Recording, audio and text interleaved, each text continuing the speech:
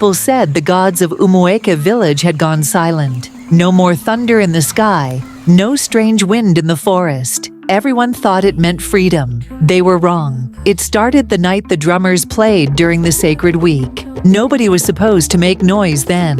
But the young men didn't care. They drank palm wine, laughed loud, and played till morning. By sunrise, 3 of them were gone. Their drums were still there, wet, as if dipped in water. But the boys vanished. The only sound left was a low hum from the forest, like someone whispering a name. That morning, the oldest woman in the village said, "The gods have woken up angry."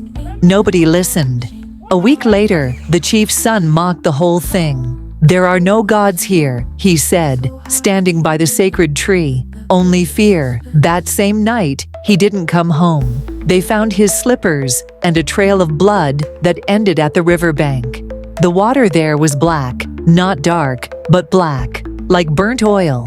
The elders said no one should go near the river again. The next day, someone went anyway, a fisherman named Obina. He laughed and said he'd catch fish from the angry water. He didn't. He came back without his boat, just his clothes, torn, and eyes wide open.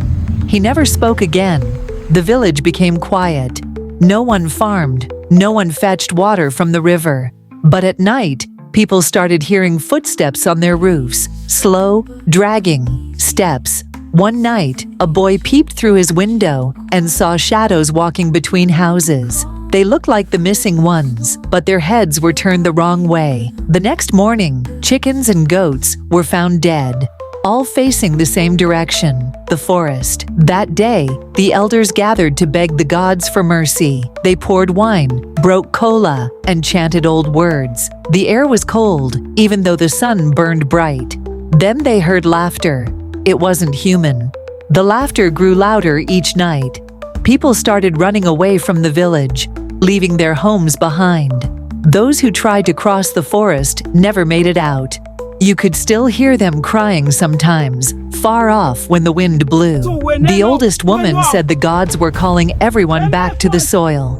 She said the land wanted payment for the disrespect. They tried burning the sacred tree, thinking it would end it all. But when the fire touched it, the flames turned blue, and the ground shook so hard, everyone fell. When it stopped, the tree was gone. In its place was a hole, deep and dark. From inside came voices, familiar ones. By the last night, only a few people were left.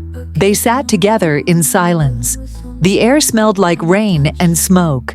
Then the ground began to hum, the same way it did when the first boys vanished. One man shouted, "Don't look," but it was too late. From the dark hole, the missing villagers crawled out, slow, smiling, eyes empty. They walked toward the last survivors and spoke in voices that didn't belong to them.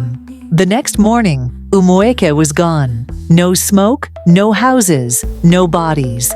Just an open space, covered in white ash, and in the middle, 5 drums, still wet. And sometimes when the wind blows, you can hear them, drumming.